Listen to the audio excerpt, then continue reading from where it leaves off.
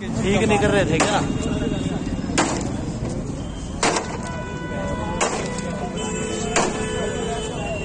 आग लगा दो, आग लगा दो, आग लगा दो। क्या बात हुई?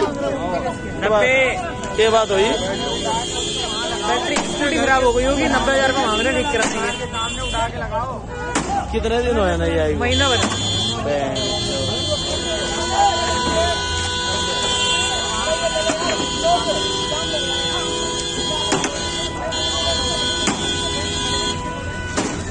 ओला स्कूटर 1 महीना नहीं लीक हुई है।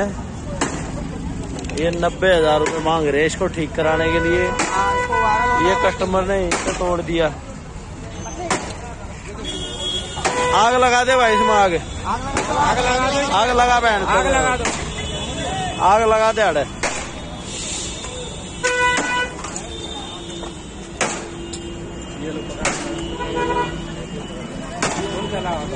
लाओ भाई लाओ, हम भी तोड़ दे।